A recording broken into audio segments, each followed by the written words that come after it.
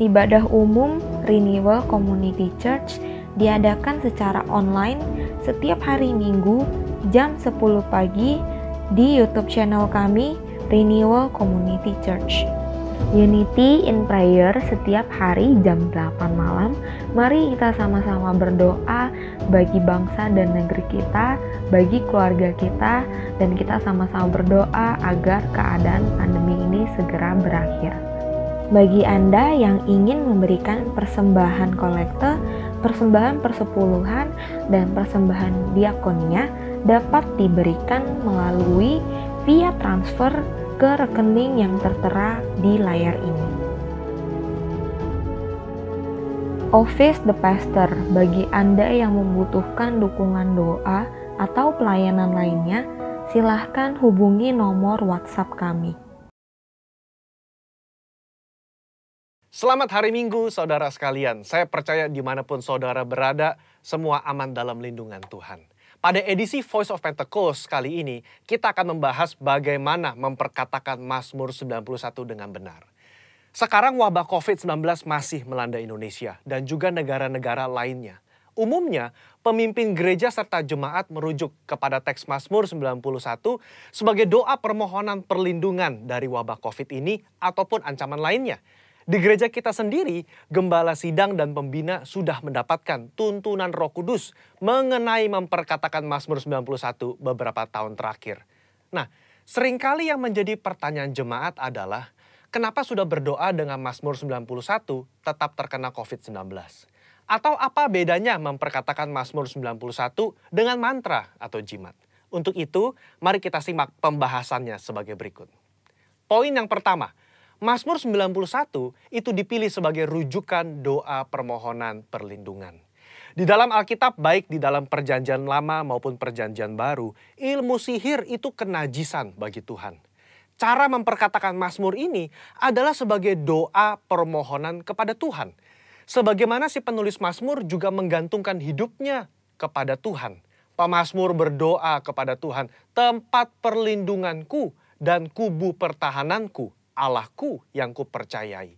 Hal ini menunjukkan penekanan sumber perlindungan tidak terletak dari teks tersebut, tetapi dari Tuhan yang dikenali dengan intim. Dialah yang memberikan perlindungan tersebut. Kedua, kalau saudara membaca kalimat-kalimat yang dipakai, seperti malapetaka tidak akan menimpa kamu, tulah tidak akan mendekat kepada kemahmu, itu adalah pernyataan iman sang pemazmur kepada Tuhan yang melindungi. Kebenaran ini bukan berarti orang percaya tidak akan pernah mengalami bahaya atau sakit penyakit semasa hidupnya. Tetapi di tengah-tengah masa susah dan kesesakan hidup pun, Allah turut bekerja dalam segala sesuatu untuk mendatangkan kebaikan bagi mereka yang mengasihi Dia. Poin nomor 2, bagaimana dengan orang percaya yang sudah memperkatakan Mazmur 91 namun terkena COVID-19 atau penyakit lainnya juga? Poin pentingnya saudara adalah memperkatakan dan membaca teks Mazmur 91 sebagai doa. Apa sih doa itu? Doa itu kan berarti memohon kepada belas kasihan dan kedaulatan Tuhan dalam bertindak. Di luar peristiwa COVID pun kita sering menjumpai orang-orang percaya yang terkena sakit penyakit atau bencana atau dia meninggal. Kejadian-kejadian ini kan tidak membuat kita kehilangan kepercayaan kepada Tuhan yang sanggup menyembuhkan dan melindungi. Iman kepercayaan umat Pentakosta itu adalah Allah masih berdaulat. Allah masih mau melakukan mujizat meskipun realitasnya ada yang sakit dan meninggal juga. Rasul Paulus berkata, siapakah yang akan memisahkan kita dari Kristus? Penindasankah? Kesesakan? Penganiayaan? Kelaparan? Ketelanjangan? Bahaya atau pedang? Tetapi dalam semuanya itu, kita lebih daripada orang-orang yang menang oleh Dia yang telah mengasihi kita. Saudara, konteks ayat ini menunjukkan orang percaya diizinkan masuk dalam kesesakan, masuk dalam bahaya mungkin, termasuk sakit penyakit. Bukan berarti kita tidak pernah mengalami bahaya dan ancaman sakit penyakit. Justru di tengah ancaman itulah kita berdoa Mazmur 91. Kita memohon kepada Tuhan perlindungan. Apapun hasilnya, iman kita berkata bahwa Allah itu adalah kubu pertahananku, Allahku yang kupercayai. Apa kesimpulannya? Iman kepercayaan orang Pentakosta adalah Allah tetap sebagai sumber perlindungan, sumber mujizat, sumber kesembuhan kita. Sikap kita sama seperti Mazmur 91, bergantung. Kita memasrahkan jiwa dan tubuh kita kepada Tuhan. Kita mempertahankan kesaksian iman dengan cara mempercayai firman Tuhan meskipun realita dunia berbicara sebaliknya. Kita memperkatakan Mazmur 91 sebagai doa perlindungan dengan iman kepercayaan yang teguh bahwa Allah sanggup melindungi keluarga dan gereja kita. Saya berdoa saudara semua aman dalam perlindungan Tuhan. Tuhan Yesus memberkati.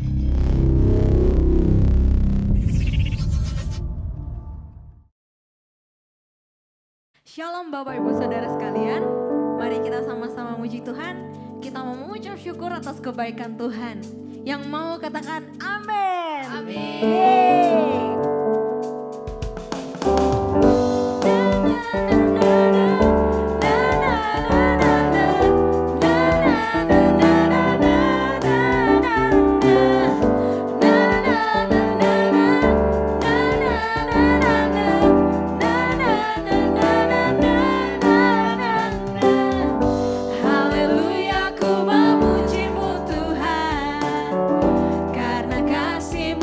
Berkesudahan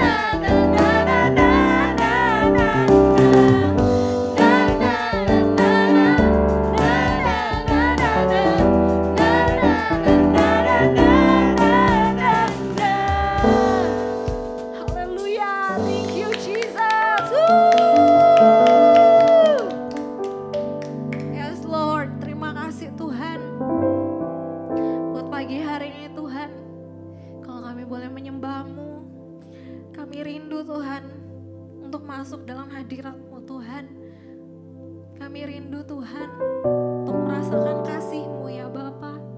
Penuhi setiap kami Tuhan, penuhi kami Tuhan dengan hadirat-Mu, dengan lawatan-Mu Tuhan. Kami percaya Tuhan rahmat-Mu selalu baru setiap pagi ya Bapa.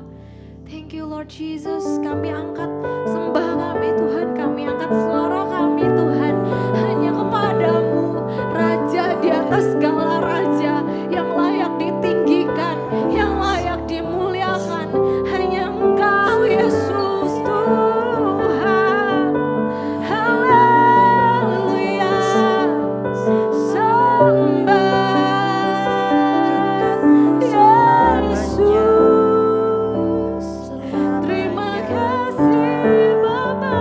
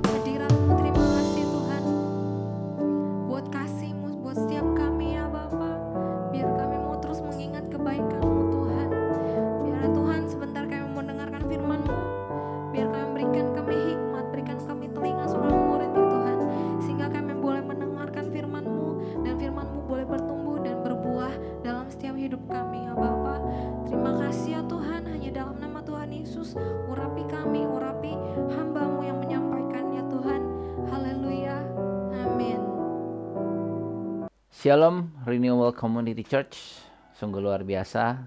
Bagaimana kabar keadaan Bapak Ibu semua? Semua dalam keadaan baik-baik dan terjaga dalam pemeliharaan Tuhan. Amin. Nah, minggu ini adalah minggu yang keempat di bulan Agustus 2020 dan waktu yang cukup lumayan, sangat panjang sekali kita dalam masa-masa seperti ini.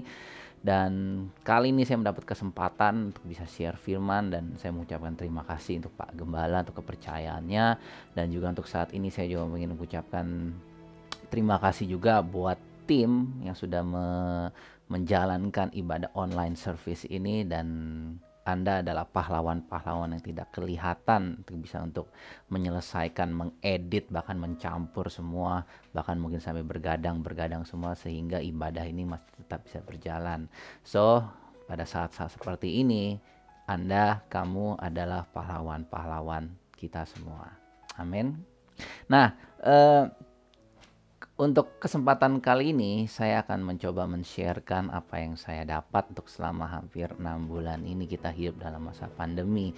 Kita hidup dalam masa yang cukup membingungkan, cukup menakutkan. Awal-awal mungkin menakutkan, awal-awal cukup membingungkan. Kita hidup dalam suatu perangkap yang harus kita masuk dalam karantina, kita masuk dalam era-era seperti mau lockdown, panic buying di awal, dan dalam keadaan terakhir-terakhir ini mungkin sedikit berkurang rasa takut itu. Tapi kita jangan sampai lengah, kita jangan sampai mengendurkan pertahanan kita Bapak Ibu semua, karena dari statistik yang saya bisa baca, Bapak Ibu juga bisa lihat juga bahwa keadaan tidak semakin lebih baik lagi. Oleh sebab itu kita jangan sampai mencepelekan dalam hal-hal seperti ini. Kita harus tetap jaga jarak, kita harus tetap pakai masker, kita tetap harus benar-benar berdoa, minta perlindungan Tuhan, kuat kuasanya terus akan memimpin dan menjaga kita senantiasa. Amin. Nah, kalau Bapak Ibu pernah mengikuti ibadah saya yang pertama kali dalam pandemik, itu adalah ibadah pada saat Pentakosta. Saya akan ada share mengenai pandemic in Pentecost, ya. Jadi merayakan Pentakosta pada saat pandemik ini. Nah, untuk kali ini, untuk tema yang akan coba saya sampaikan di ibadah kali ini adalah pandemic of mind, ya. Pandemic untuk diri saya sendiri. Nah, Bapak Ibu, saya dalam masa-masa seperti ini, ya, terus terang banyak mengintrospeksi diri, dan saya terus banyak belajar dan terus banyak kira-kira apa yang sedang Tuhan mau ajarkan kepada saya, ya, apa yang ingin Tuhan mau bikin dalam kehidupan saya khususnya. Lah, sebab itu makanya saya memberikan share ini kepada Bapak Ibu semua dengan harapan untuk bisa memberkati Bapak Ibu semua, ya. Ada 3 pelajaran yang saya dapat mengenai masa-masa pandemik seperti ini, ya, bahwa tapi satu hal yang kita harus tahu, ya, yang Bapak Ibu benar-benar harus yakini, bahwa Tuhan masih berkuasa, Tuhan masih ada, Tuhan masih berkuasa atas seluruh alam semesta ini. Tuhan masih berkuasa atas virus corona, Tuhan masih berkuasa atas Jakarta, Tuhan masih berkuasa atas Indonesia. Jangan sampai kita melengahkan, jangan sampai kita seperti merasa bahwa Tuhan tidak ada, karena masa-masa seperti ini bagaimana kita harus dijagain jaraknya, harus menjauh sehingga kita tidak bisa berfellowship, sehingga kita tidak bisa untuk bertemu dengan saudara-saudara seiman kita semua, dan itu secara banyak pun menurunkan standar kerohanian kita. Tapi kita jangan sampai lengah, kita jangan sampai kita mengundurkan diri, jangan sampai kita juga sampai menurunkan standar kedisiplinan rohani kita, ya. Nah, saya dapat yang pertama itu adalah dalam masa pandemi ini adalah saya tetap menguatkan diri saya, dan saya berkata bahwa pandemi ini bersifat sementara. Firman Tuhan berkata di Pengkhotbah 3 ayat 1-7, untuk segala sesuatu ada masanya. Untuk apapun di bawah langit ada waktunya. Ada waktu untuk lahir, ada waktu untuk meninggal. Ada waktu untuk menanam, ada waktu untuk yang mencabut yang ditanam. Ada waktu untuk membunuh, ada waktu untuk menyembuhkan, ada waktu untuk merombak, ada waktu untuk membangun. Ada waktu untuk menangis, ada waktu untuk tertawa. Ada waktu untuk meratap, ada waktu untuk menari. Ada waktu untuk membuang waktu, ada waktu untuk mengumpulkan batu, ada waktu untuk memeluk, ada waktu untuk menahan diri dari memeluk. Ada waktu untuk mencari, ada waktu untuk membiarkan rugi. Ada waktu untuk menyimpan, ada waktu untuk membuang, ada waktu untuk merobek, ada waktu untuk menjahit, ada waktu untuk berdiam diri, ada waktu untuk berbicara. Nah, kalau Bapak Ibu mengikuti dari kitab Pengkhotbah ayat 3 sampai terakhirnya, ini pasal 3 sampai akhirnya berbicara segala sesuatu ada waktunya. Bahkan di ayat 3 ayat 11 berkata segala sesuatu indah pada waktunya. Jadi yang saya dapati bahwa dalam pandemi ini adalah bersifat sementara. Jadi jangan sampai kita takut, jangan sampai kita bingung kok seperti tidak kelar-kelar. Yang kita harus tahu bahwa pandemi adalah badai. Yang namanya badai itu pasti bersifat sementara. Nah, cuman yang harus kita tanyakan dalam kehidupan kita, tanya dalam diri sendiri, apa yang akan terjadi terhadap saya? Apa yang terjadi terhadap diri saya setelah kelar pandemi ini? Apa yang terjadi dengan kehidupan saya setelah pandemi ini kelar? Nah, itu yang harus kita pertanyakan dalam masa-masa seperti ini. Tentulah kita harus banyak mengintrospeksi diri. Tentulah kita harus banyak menggali dalam kehidupan kita sendiri, menanya kira-kira apa yang Tuhan mau setelah pandemi ini keluar, ya. Ini yang saya dapat, dan saya pernah mendapat suatu quote yang cukup menggugah hati saya. Ya, dia bilang seperti kayak begini, kalau kamu dalam masa karantina ini, kamu tidak mendapat skill yang baru, kamu tidak mendapat suatu wawasan yang baru, kamu tidak mendapat suatu mungkin income yang baru, ya. Dalam masa-masa seperti ini, kamu tidak memikirkan bagaimana untuk bisa enlarge your capacity, membesarkan kapasitas kita. Berarti dalam masa-masa waktu seperti ini, kamu hanya membuang-buang waktu saja. Dan pada saat saya baca quote itu, saya kaget, saya shock, dan saya pikir, iya, karena kecenderungan kita sebagai manusia pada saat-saat seperti ini yang kita lakukan adalah kita banyak santai. Betul? Kita di rumah, mungkin kita bangunnya agak sedikit telat, kita tidak harus mengikuti kegiatan di gereja, ya kan? Secara otomatis menurunkan kedisiplinan kerohanian kita, ya. Tapi dengan quote di situ, saya benar-benar harus mencoba untuk membangkitkan kembali kepercayaan diri saya, kepercayaan saya kepada Tuhan bahwa saya dalam masa-masa seperti ini harus keluar lebih baik setelah masa pandemi ini. Ini yang harus kita lakukan. Nah, mungkin masa-masa seperti ini kita mungkin banyak waktu sekali untuk kita bisa membaca Alkitab, mencari waktu untuk mencari Tuhan, seperti hal-hal yang kita lakukan sebelumnya. Tapi dalam masa-masa seperti ini seharusnya waktu yang lebih panjang lagi, waktu yang bisa lebih berguna lagi, bisa lebih efektif dan efisien lagi, ya. Ayatnya di Hosea 6 ayat 3 berkata, marilah kita mengenal dan berusaha sungguh-sungguh mengenal Tuhan. Ia pasti muncul seperti fajar. Ia akan datang kepada kita seperti hujan pada akhir musim yang mengairi bumi.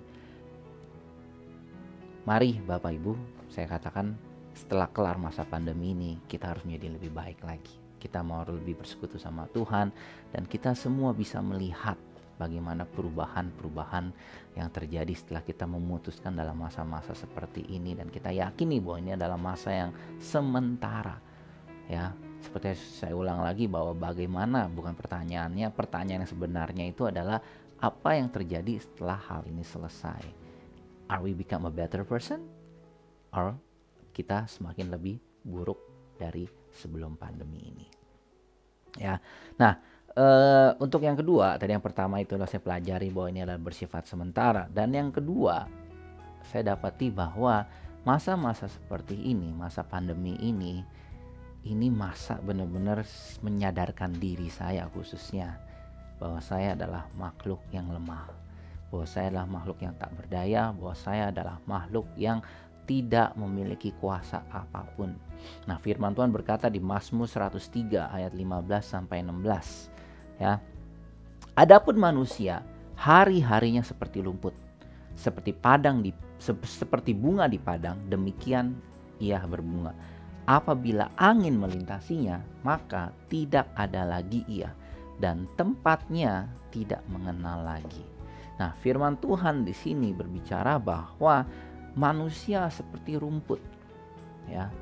Manusia seperti rumput, seperti bunga yang sedang mekar, dalam masanya, dalam suatu kejayaan yang mekar, berbicara mungkin dalam posisi yang terbaik, dalam kehidupan yang terbaik, dalam berkat yang melimpah, ya kan. Tetapi pada saat ada angin datang melintasinya, maka tidak ada lagi ia, bahkan tempatnya pun tidak ada. Ini berbicara apa? Bahwa kita sebagai manusia pada saat ada badai datang, pandemi datang, ini menyadarkan khususnya buat saya bahwa saya adalah makhluk yang lemah. Saya tidak memiliki sesuatu hal sedikit pun yang patut untuk dibanggakan. Saya tidak memiliki suatu kesempatan pun untuk bisa bermegah atas pencapaian-pencapaian saya. Tidak bisa bermegah atas hasil-hasil yang sudah saya dapat selama ini. Bahwa suatu saat pada saat ada pandemi, ada suatu angin masalah, ada badai, bahwa mungkin kehidupan kita bisa hancur. Kita nggak ada yang tahu. Ya kan, dan ini harus benar-benar menyadarkan diri kita bahwa kita sungguh memerlukan Tuhan, bahwa kita sungguh harus bergantung kepada Tuhan. Ya, kalau bapak ibu semua mengamati dalam setiap berita-berita yang kita dengar, bagaimana negara-negara yang besar pun yang bilang mengklaim ada negara adik kuasa, semuanya dalam masa-masa seperti ini semuanya diliburkan. Semuanya seperti berhenti total, semuanya seperti tidak memiliki kekuatan bagaimana untuk memerangi, menyelesaikan, bahkan memenangkan dengan melawan virus ini. Ya kan? Jadi benar-benar tidak ada bagian dari kita yang sedikit pun yang kita bisa pakai untuk memegahkan diri kita di hadapan Tuhan. Bahwa pandemi ini mengajar kita bahwa kita adalah makhluk yang lemah dan kita perlu Tuhan dan kita perlu kekuatan Tuhan untuk kita bisa melewatinya. Nah, firman Tuhan adalah berkata di Yeremia 17 ayat 5 sampai 8 berkata bahwa terkutuklah orang yang mengandalkan manusia, yang mengandalkan kekuatannya sendiri dan yang hatinya menjauh dari Tuhan. Ia akan seperti semak bulus di padang belantara. Ia tidak akan mengalami datangnya keadaan baik. Ia akan tinggal di tanah angus, di padang gurun, di negeri padang asin yang tidak berpenduduk. Tetapi diberkatilah orang yang mengandalkan Tuhan, yang menaruh harapannya pada Tuhan. Ia akan seperti pohon yang ditanam di tepi air, yang daunnya tetap hijau, yang tidak khawatir dalam tahun kering, dan yang tidak berhenti menghasilkan buah. Luar biasa, firman Tuhan berkata bahwa mereka yang mengandalkan Tuhan tidak khawatir dalam tahun yang kering. Ya kan? Tidak khawatir dalam tahun yang kering dan tidak berhenti menghasilkan buah. Saya berdoa bahwa firman ini yang bagian terakhir yang bahwa kita mengandalkan Tuhan dalam masa-masa seperti ini, hal yang kering tapi kita tidak kering. Kita tetap menghasilkan buah. Amin. Nah, untuk yang terakhir, tadi yang pertama adalah pandemi ini mengajar saya bahwa ini bersifat sementara. Tapi yang harus dipertanyakan itu adalah apa yang terjadi terhadap saya setelah pandemi ini kelar. Dan yang kedua itu adalah bahwa pandemi ini mengajar saya bahwa saya adalah makhluk yang tidak memiliki kuasa. Saya adalah makhluk yang lemah, ya. Dan yang ketiga, yang terakhir yang ingin saya ajarkan, yang ingin saya dapat, yang mau saya share ke Bapak Ibu, bahwa pandemi ini membuat saya harus banyak berubah.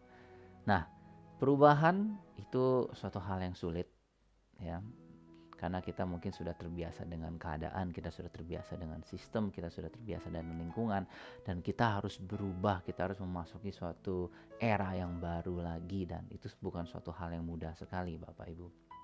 Ya, kita harus siap dengan perubahan, dan ini secara tidak langsung kita harus tidak langsung kayak seperti keadaan memaksa kita harus berubah. Ya, kita mungkin dalam keadaan seperti kayak gini kita harus pakai masker terus, kita harus jaga jarak, kita harus sering-sering cuci tangan, kita harus banyak berolahraga, dan itu benar-benar mengubah setiap kebiasaan manusia semua, ya kan. Orang sekarang lebih suka banyak berolahraga. Saya mencoba mencari sepeda pun sulit sekali karena setiap orang sekarang dalam masa-masa seperti ini suka bersepeda sekali, dan itu adalah suatu perubahan. Nah, saya cuma mengatakan bahwa yang namanya perubahan itu suatu hal yang tidak mudah, tapi kita perlu perubahan. Kita perlu perubahan. Karena kita pada saat berubah itu menunjukkan bahwa dalam kehidupan kita ada suatu pertumbuhan. Kita tidak stagnasi, kita tidak dalam suatu posisi yang status quo yang diam-diam saja, tapi kita pada saat kita mau berubah itu menunjukkan bahwa kita sebagai makhluk hidup, Tuhan pun mau kita juga banyak berubah, dalam perubahan karakter, perubahan sikap kita, perilaku kita, kebiasaan-kebiasaan kita, dan itu benar-benar yang Tuhan mau dalam masa-masa seperti ini, khususnya buat saya ya. Banyak perubahan yang saya amati dalam masa-masa seperti ini yang terjadi, terutama di bidang pendidikan. Bapak Ibu yang punya anak sekarang harus sekolah online, harus beli kuota, harus bisa mendownload, bahkan harus membiasakan diri dengan sekolah online, ya kan. Saya pun masih belum terbiasa, istri saya pun masih sulit untuk menerima sekolah online, dan juga masa buat ekonomi. Kita sekarang banyak belanja online, kita dibatasi ruang geraknya, kita jarang harus pergi ke mall, beli barang beli sendiri, tapi kita sekarang adalah banyak untuk pesannya secara online. Dan yang ketiga yang paling berpengaruh itu khususnya buat saya itu adalah masalah kerohanian, ibadah. Kita sekarang perubahan yang shifting yang sangat besar sekali dalam ibadah online. Dalam statistik, dalam survei yang pernah saya buat di Radiance Community, bahwa masih banyak yang belum terbiasa dengan ibadah online. Masih banyak yang belum terbiasa dengan menyembah pada saat kita nonton di YouTube, ya kan, kita harus menyembah Tuhan. Seperti hal yang belum terbiasa sekali. Tapi ini harus dibiasakan, dan ini adalah salah satu perubahan yang harus kita adaptasikan dalam kehidupan kita. Ini nggak mudah, tetapi ini harus kita lakukan. Ya kan, kita nggak mungkin kembali lagi dalam era yang lama lagi. Bahkan saya yakini setelah pandemi ini kelar pun, ibadah online pun akan tetap harus berjalan. Ya kan. Nah, firman terakhir yang ingin coba saya sharekan kepada Bapak Ibu semua itu adalah di Daniel 11 ayat 32. Ini firman yang sangat bagus sekali ya. Daniel 11 ayat 32 berkata bahwa, dan orang-orang yang berlaku fasik terhadap perjanjian akan dibujuknya sampai murtad dengan kata-kata licin. Tetapi umat yang mengenal Allahnya akan tetap kuat dan akan bertindak. Dan dalam masa-masa seperti ini kita harus tetap kuat karena kita mengenal Allah. Karena firman Tuhan berkata bahwa umat yang mengenal Allah akan tetap kuat dan bertindak. Bertindak berarti apa? Mau untuk berubah, mau untuk menyesuaikan diri dengan keadaan. Hal-hal yang lama, hal-hal yang mungkin dahulu mungkin kita anggap itu berhasil, tapi dalam masa-masa seperti ini kita harus benar-benar banyak berubah, kita harus benar-benar banyak mendapatkan suatu wawasan yang baru sehingga kita bisa mengaplikasikan dalam suatu era yang lebih baru lagi. Ya, apakah itu mungkin dalam hal ibadah, apakah itu dalam hal pendidikan, bagaimana juga dalam hal usaha kita, dalam pekerjaan kita, dan ini harus kita pikirkan. Dan ini adalah suatu ciri bahwa kita mengenal Allahnya, bahwa kita tidak pasif. Benar? Salah kalau kita berpikir bahwa kita mengenal Tuhan, kita menjadi pasif. Tidak. Bahkan ada yang berkata bahwa mengalir saja, dan saya baru dapati bahwa mengalir saja seperti air itu. Air mengalir dari tempat tinggi ke tempat rendah. Itu kalau kita mengalir saja otomatis kita akan dibawa ke tempat yang lebih rendah. Dan kita gak bisa kayak begitu. Amin. Nah Bapak Ibu, demikian firman yang bisa saya sampaikan khususnya dalam masa-masa seperti ini. Banyak pengajaran, banyak pelajaran, banyak pengalaman yang Tuhan mau ajar pada kita semua. Dan aku berdoa, aku berharap semua tiga hal ini, bahwa pandemi ini bersifat sementara, jangan sampai kita lengah. Tapi yang perlu kita pertanyakan adalah setelah pandemi ini kelar, are we become a good person? Are we become a better person? Dan yang kedua, pandemi ini mengajar saya juga khususnya bahwa kita makhluk yang lemah. Dan kita butuh Tuhan. Dan yang terakhir, bahwa pandemi ini mengajar kita bahwa kita harus berubah. Amin. Tuhan Yesus memberkati semua. God bless you.